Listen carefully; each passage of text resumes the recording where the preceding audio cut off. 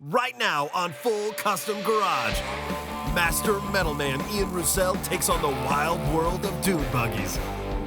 This buggy's the real deal. It's a 60s survivor. I got a couple ideas that are really gonna make this thing unique. But Ian's client isn't so sure. We're on a time frame. Her birthday's coming up soon.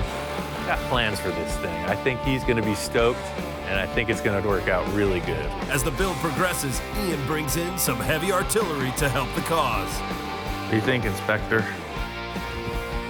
I got a dune buggy and a forklift and a dream. What more do you need?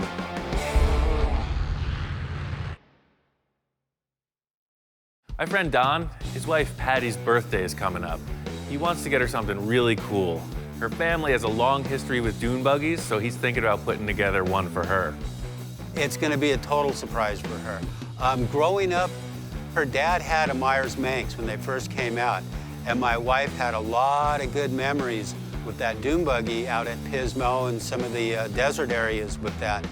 Don is a car fanatic. His wife is a little more conservative. She's always wondering what he's doing over here. He's got 6 million cars. I think that this dune buggy might seal the deal. It might win her over to our side. It's just going to be epitome of driving around in something cool, you know, especially done by Ian, because he's so creative. I recently went to this dune buggy show just to see what's going on in the scene, and it's happening.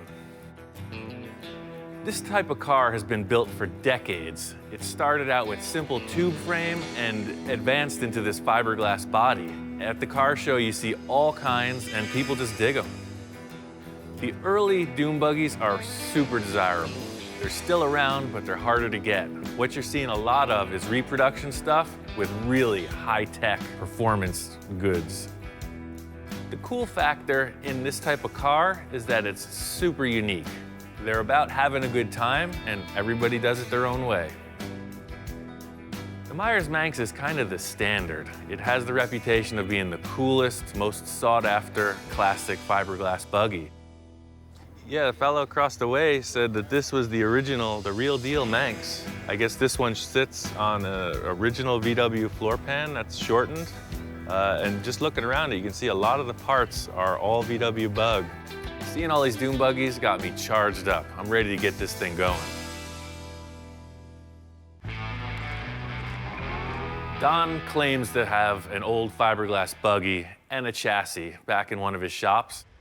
He's got like 5 buildings, huge, all full of cars. He said just kind of look around. I guess there's a lot of stuff in here.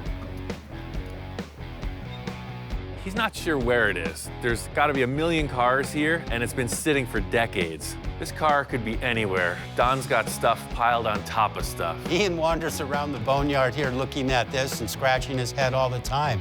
And I asked him, what are you thinking about? He goes, the next project. So we have lots of stuff here to work with. The whole game plan here is search and destroy. It's gonna be a lot of digging, fighting a lot of cobwebs, but if he says it's here, I bet it is. He's got a pretty good memory. There's stuff that can be hot rods out there, they could be gassers, they could be lead sleds. There's a variety of cars that I have here. There's just so much stuff here. Maybe I'm not gonna build the fiberglass buggy. He's got a bunch of tube frame rails. He's got some Jeeps. There's all kinds of stuff. If I don't find this buggy, it's definitely gonna be something in these buildings. Now this is slick. Oh man. This Sterling is kind of a funky car. It's probably why it's sitting back here in the shop. They have a look, but it's not the look I need.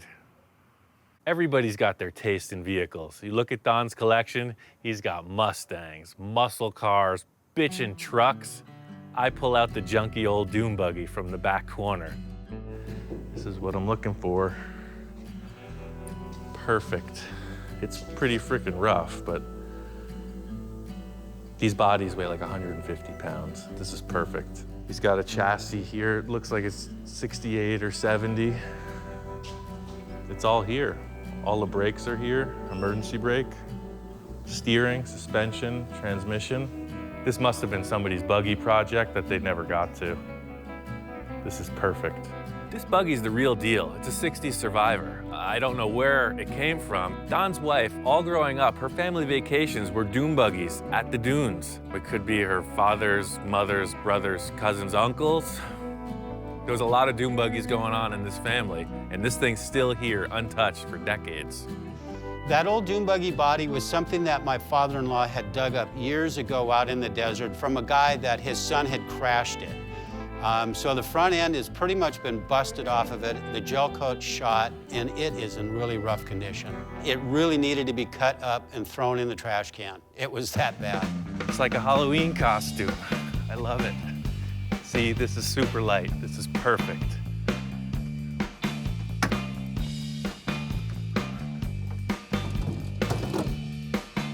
Done. Let's drive it.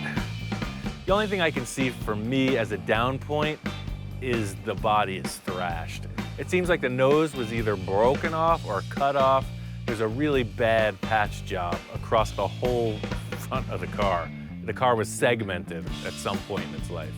Don was really skeptical at first. This car was literally discarded in the back of the shop. It was on its way to the trash bin. This is probably the biggest piece of junk on the property. It really is, with no exaggeration. It's a freaking dune buggy. They're harder and harder to find. This is great. It's an original, old school dune buggy. I got plans for this thing. I think he's gonna be stoked, and I think it's gonna work out really good. Probably gonna make a roll cage around the front windshield area. So it'll have like 2 hoops that come up, some kind of center bar. The big question mark in this is the rotten fiberglass body. It's kind of out of my league, but I know a guy who could do the thing. I really like to do everything myself, but I don't mind another guy getting itchy on my behalf. Fiberglass is a really terrible material to work with. It's one of the few exceptions I'll make. Smiley's work includes every material you can think of. Metal, plastic. I'm going to him because he's a fiberglass master, and that's what I need. We do a lot of fiberglass work, mold making of all sorts, all shapes and sizes. We realize designs for designers. We build exhibits for museums and for galleries and for film and theater. Yeah, here you go. Hey, just in case you break your leg. Perfect. Hey, break a leg. Wow, that's awesome. But we focus a lot on the sculptural aspects of artworks. I've seen this guy do all kinds of fiberglass work, creating from molds, just hand-laying stuff. Cars really aren't his bag, but this is a fiberglass body, and I know this guy's a whiz. Ian came in with a very specific problem that needed a very specific answer. Well, we glassed it all back together. Whoever glassed that beforehand had no idea what they were doing. His problem was his car. It was poorly refabricated, it was poorly altered, and it needed some retrofit. It's pretty straightforward fiberglass repair. However, it was pretty spectacular how big the screw-up was on the previous fabricators. Part. It looked like they cut the whole nose off, right? I think they cut the whole nose off and then glued it back together with some kind of combination of chicken wire and bubble gum. Right. We just basically cut out the old section and re-glassed everything the way it should have been. But I can show you if we flip it over, maybe that's a good place to start. Yeah, because I remember it was barely hanging on there. That's why I wanted to attach it, right. So, it got really thick in some places, but I'll tell you why. So basically this whole section had some kind of chicken wire in it, and it had no cloth whatsoever in it. The cloth is what obviously gives it strength, but it was just solid resin, which is basically like holding it together with a piece of like glass or something. Well, when I picked it up, it was just chunking out those big plastic shapes, so I knew something was wrong.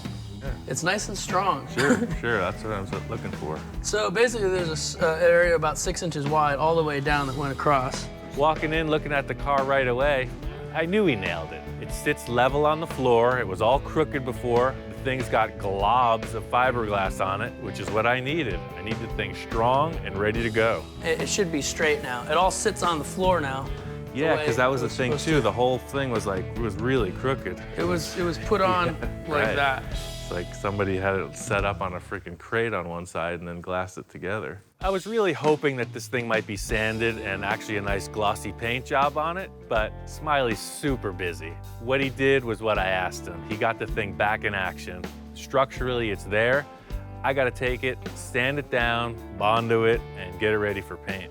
Well, that's the thing, man. I think I could do all the finished body work. It was just this structure that I was clueless. I wanted to be sure it was done right. He works pretty much exactly like an artist in the studio works.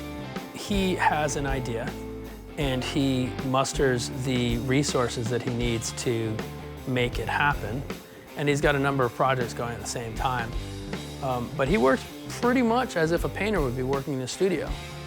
He's got everything there. I don't think he really even works with assistants much. He certainly doesn't work on a kind of a manufacturing kind of capacity. He's definitely hand building everything with hand tools in a studio situation.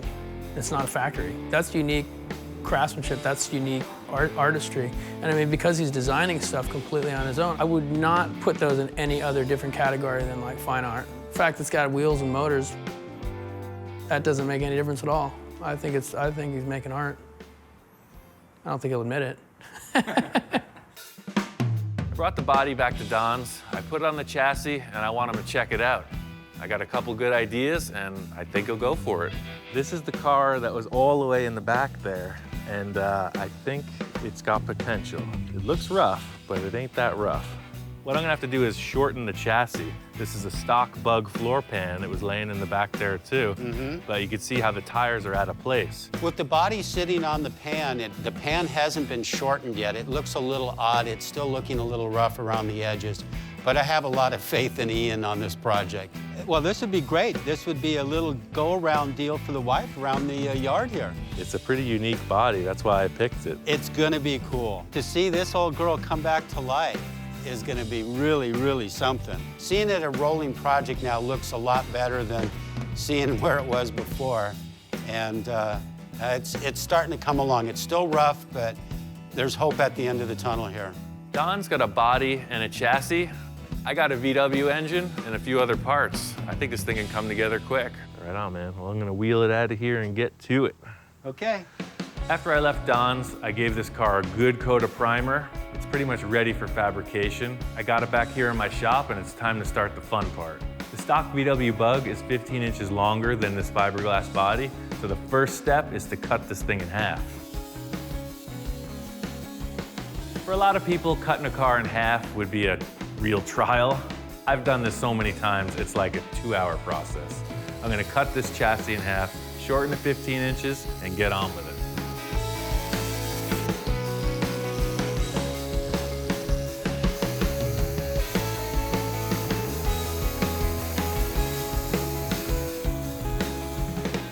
The whole mode of how I'm putting this thing together is to work through it as quickly as possible. I'm gonna get the structure in place and then put whatever linkages I need in later. Shortening this chassis isn't a big deal for me, but I'm really making it mine. It's finally, I'm doing some work on it. It's been just conceptual up to this point, so it's cool because I'm starting to make some decisions. Inside the VW pan, there's a whole bunch of stuff. You have cables that control the heater, you have a throttle cable, you have a clutch cable, you have emergency brake cables, you have a shifter rod, and a brake hose, the brake lines. When I put the engine in, I'm gonna put all these tubes back in the chassis, so I'm not even concerned with it at this point.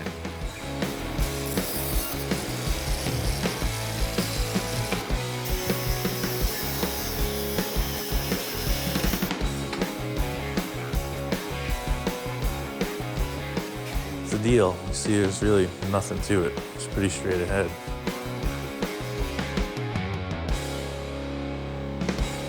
So I'm making all the cuts just a little bit short of where they should be. The idea being I'll slip this thing together and slowly make cuts until it fits within 1/16 of an inch so I can weld it nice.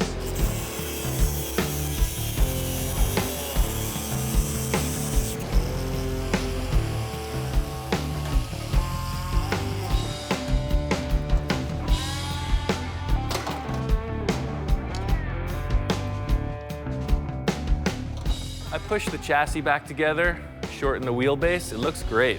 I'm gonna weld it up and put the body on. It's the first time with the proper wheelbase.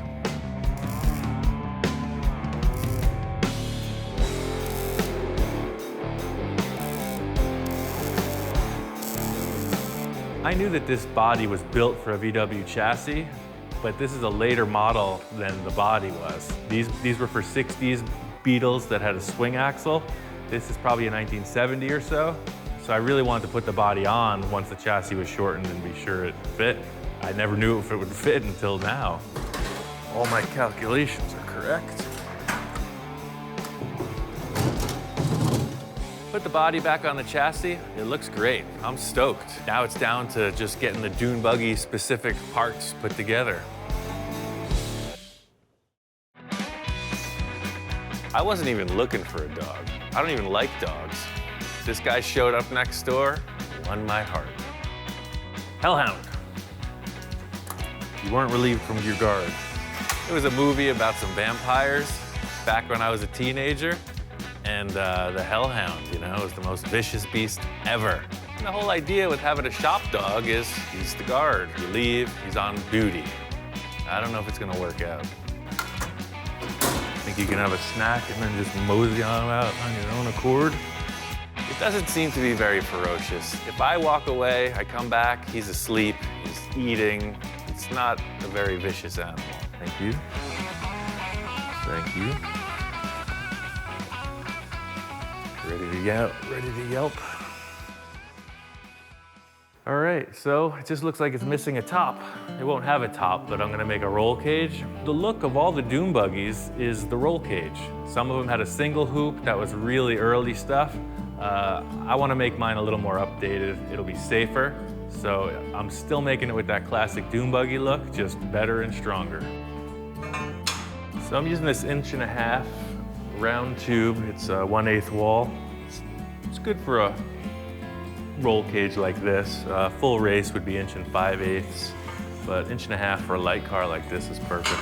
Roll bars are pretty much standard. Race cars, off-road cars, you name it. Safety is the name of the game. The weight of this car and the strength of the tube is an ideal match. This thing can roll over, no problem. The whole idea with a roll cage is you just want room to live. You know, if something goes wrong, you want the passenger and the driver protected. The roll cage is the silhouette. It's the big part of the proportion of the car. I just want to make sure that it looks right.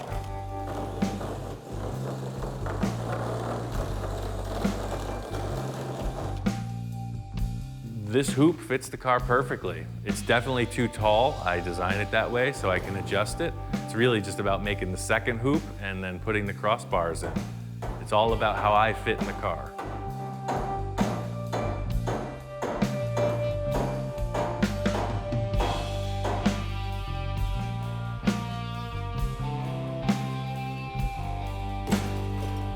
Don has got piles and piles of stuff. I found these 2 cool seats in one of his shops, and they fit the bill.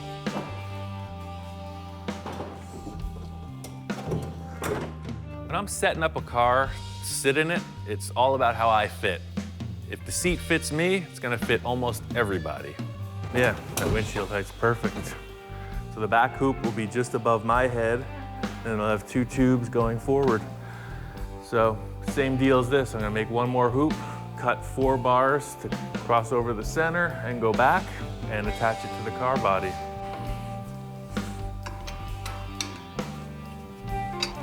You can see these bodies are made to have this exact style roll cage. See how it fits in perfect down the corner?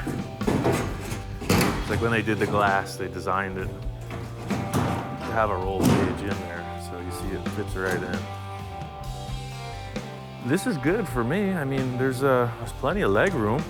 You know, by shortening the car, you think, oh, we're gonna make it unusable, but remember, this Bug was a 4-seater, as small as it is, so I'm actually sitting where the front seats should be, just a little bit further back. Everything looks good. I just need to make the cross members on the roll cage, and it's a done deal. So, worst case, this is the height.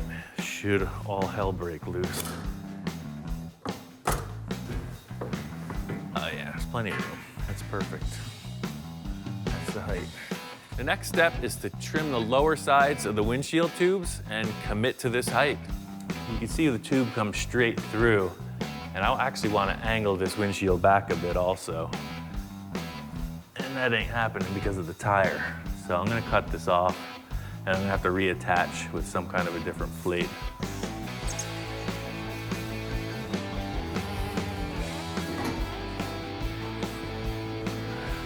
I'm gonna leave these clamps on there.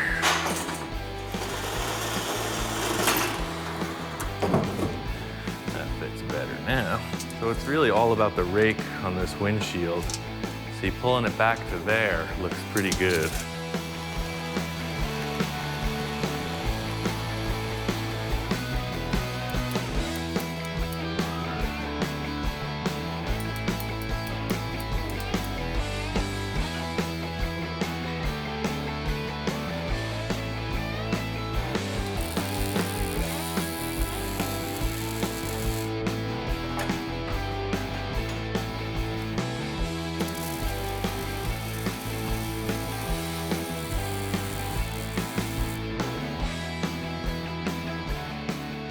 The whole thing with this is usability. It's gonna put some structure back in it because this fiberglass is pretty beat up, but this design is really so you can get in and out really easy. You know, you got some monkey bars to hold on to. So that's the deal. You know, when you're going around the dunes and you need something to hold on to, you got it. And then to get out, you got a handle. And it looks cool. Ever since I started this project, I've been thinking about the engine.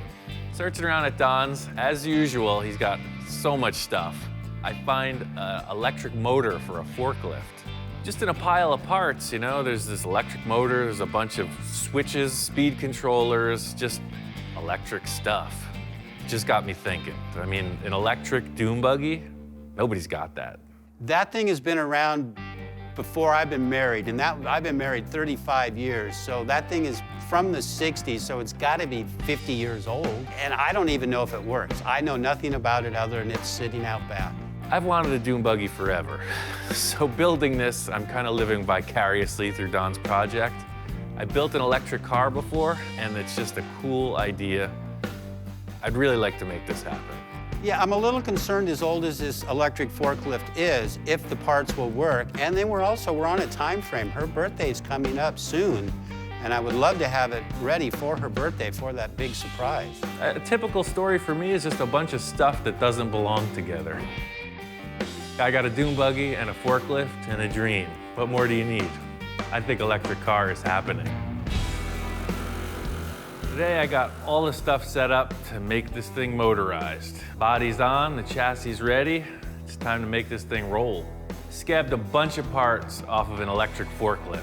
I got a 24-volt DC motor, some kind of a speed controller, a bunch of solenoids, and a bunch of cable. This is pretty much all the stuff it takes to make this car move. It's just a matter of getting it together. When I took this whole thing apart, I didn't think to test the motor because I was so excited that it was free. I just grabbed it and ran. So it turns out the motor was seized. It wouldn't spin at all. I hooked up a battery and it was completely locked up. It's really a bummer because I got this motor for free, expecting to just go forward and immediately hit a wall. I have to put power to it and see what it's gonna do. It's a pretty sad state. This motor sounds more like a siren or something. It's really grinding, it's whining. Electric motors are typically silent, and this one sounds like something terrible. It'll be the only dune buggy with a real authentic engine sound. The crazy thing is this motor is operating. I put 6 volts and then 12 volts to it. It spins free. It's just making a weird noise.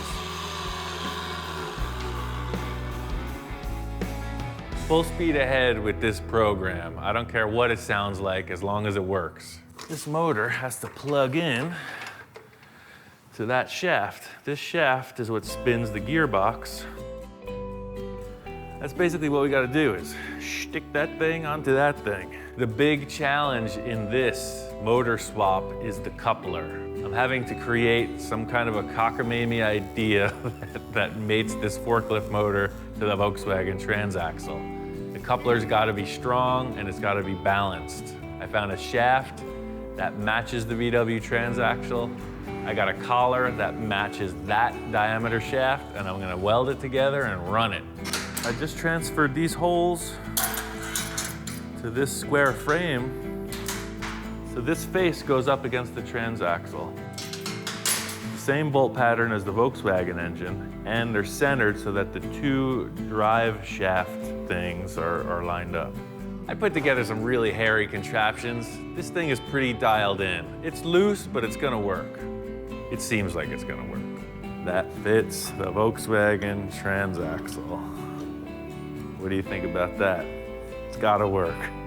I'm going off the standard VW gearbox, so it has a neutral, which is perfect. I don't have to worry about the tires spinning. So it's kind of a safety mode. I'm just gonna hook up the motor and run it, see what happens with no stress on it. The big question mark is, how does this thing spin?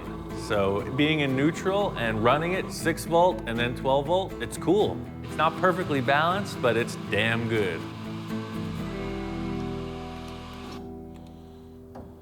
The cool thing about this dog is the first couple days he was sketchy, but he's becoming shop dog. It seems like the dirtier he gets, the mellower he gets. So I'm just not gonna wash him. It's such a bummer. It seems like anything that can go wrong will. This electric motor spins the reverse of what a Volkswagen engine does. That means we have 4 reverse gears and 1 forward gear. It's in reverse now, which will make it go forward. It's something I need to figure out. Yeah, there it is. I'm not gonna get caught up in the fact that reverse is forward. Sometimes things go sideways for me. It's still gonna move. First gear is here, and then second gear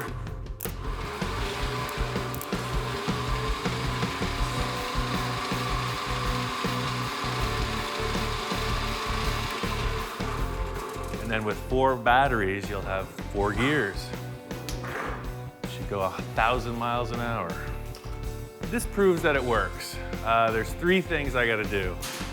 Mount the motor, put a steering wheel in, and add some kind of brakes. It's pretty straight up. I cut through one of the brake lines, so if I hook that up, the brake should work. I'll hook up the steering wheel, and it's ready to drive. What do you think, Inspector? Think it's all right? He's schooling you? Today is all about getting the car ready for a test drive. Bolting on the body, finalizing the steering column, bleeding the brakes, and just making sure it's ready for the road.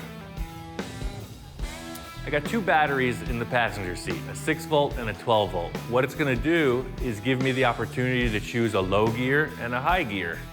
I'm not that familiar with electricity, you know? I've heard rumors about hitting people with a stick if there's an electric issue, so I'm gonna put my welding glove on and just try to isolate myself from the circuit.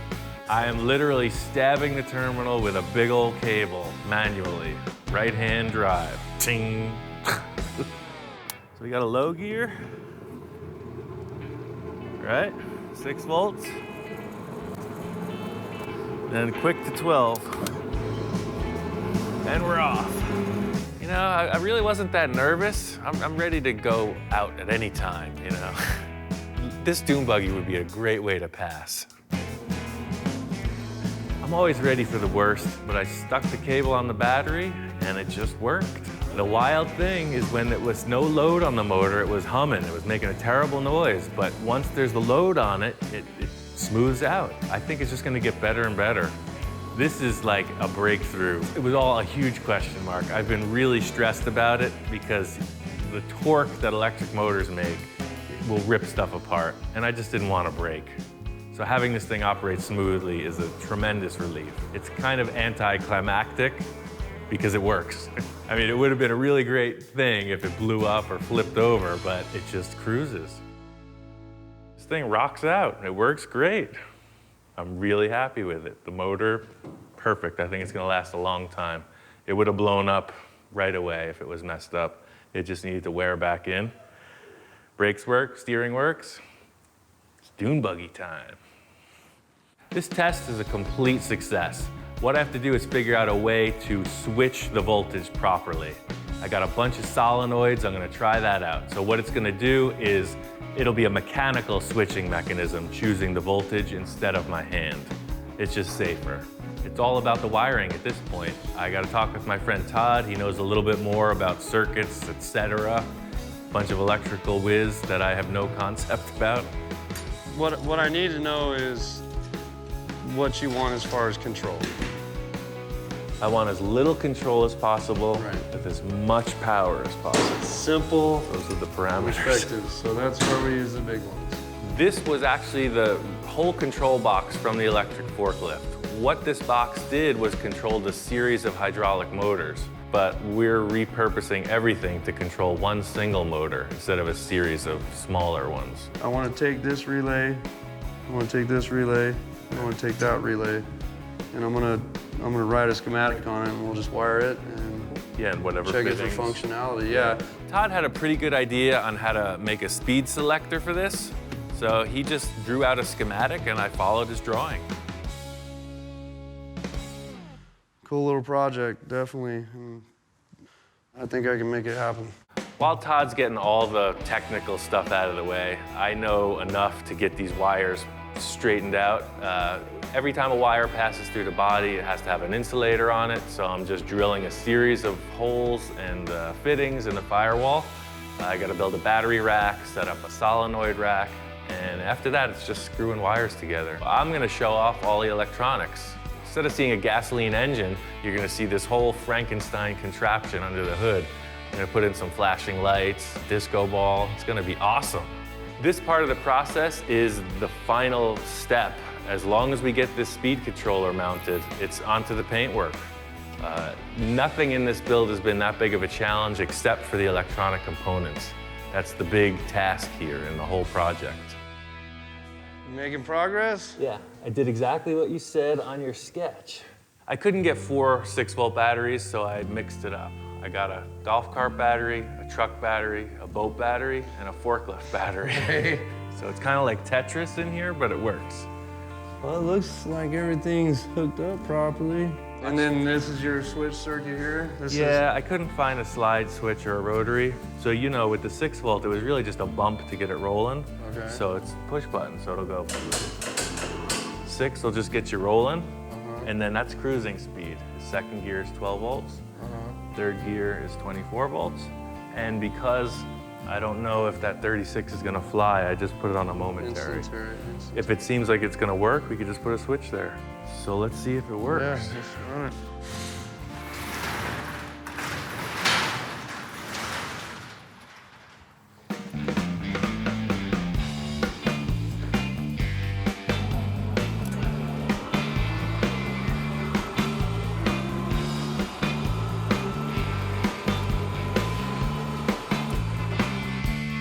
That is rad, man. I'm telling you what. I didn't think it'd go that quick. And he's still got 4 gears.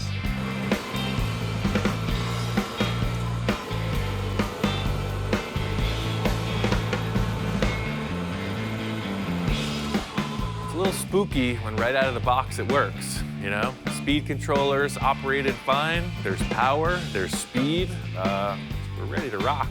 See that? It worked. That is brilliant. Dude! Totally works. Right on. Awesome. Yeah.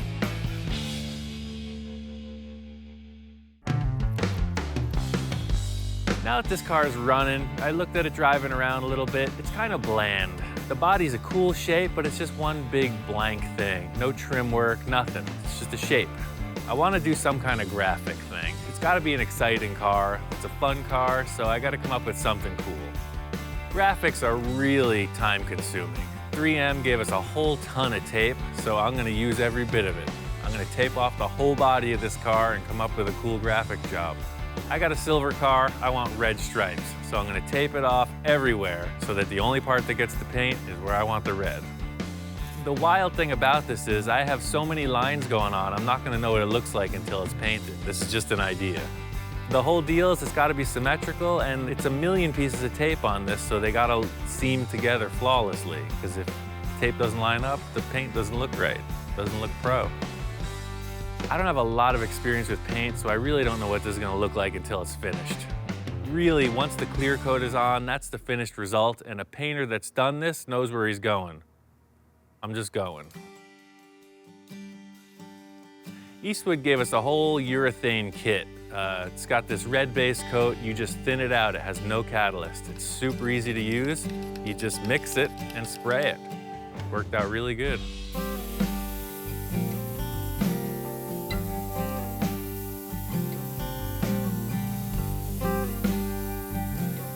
I didn't talk to Don about any graphics. He saw the car primered and loved it, so I hope when I show it to him, it flies. It's kind of dim where I was spraying it, so I rolled this car out in the sun to check it out, and it's pretty much the moment of truth. Did I make it? I started peeling it back, and the glitter was just popping. The sunlight was hitting that, it looked great. And then Dawn shows up.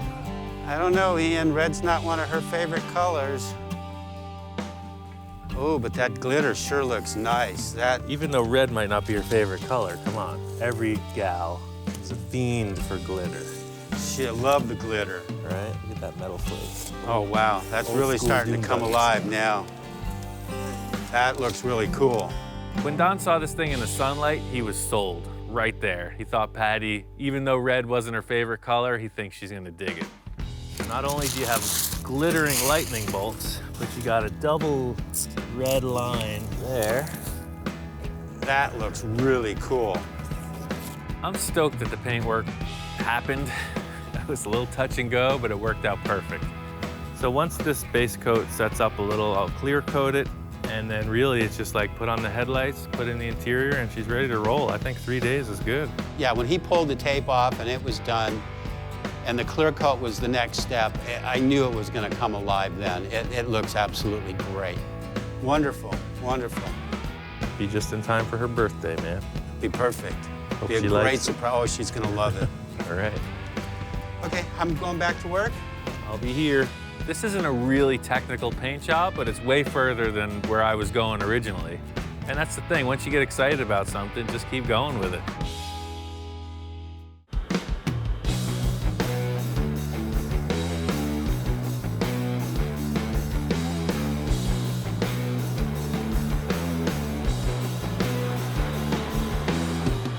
Finally got the car all dialed in. Road tested it for a while, seats are in, carpet's laid. It's time to show it to her. Don and I are gonna reveal the Dune buggy, and I really hope Patty likes it. She knows we've been working on something. She doesn't know what we've been working on. So I think this is gonna be a total thrill for her. She's been around the Dune buggy stuff all her life. Her dad used to take her out, cruise in the desert many, many, many times. And she's such a tomboy. This is gonna work out perfect for her. Don't walk me into something. And here is your birthday present. Oh, I like the red. Wow, this is, oh, and you carpeted it. This is totally cool. No gas, all electric. Oh, wow. You can hot rod this around all you want around the compound here. That's so neat. And it has the hubs just like the race car. Just like Dad's race car. That's awesome. This is gonna be so much fun. Hot damn, she loved it. She really, really loved it. It's way cool. I like that it's sparkly, and I like the red. The pinstripes and everything on it is really cool, draws a lot of attention. It's way cool, I like it. Yeah, we actually found this back in the shop way back at the end. It was buried under a bunch of stuff, and we restored the whole thing. That is so cool. The thing that Patty responded to most was all the reused parts. We're on the same wavelength in that she's not looking to spend a bunch of money. She doesn't want a super fancy car. So the fact that we used all the stuff that was around her family's compound really turned her on.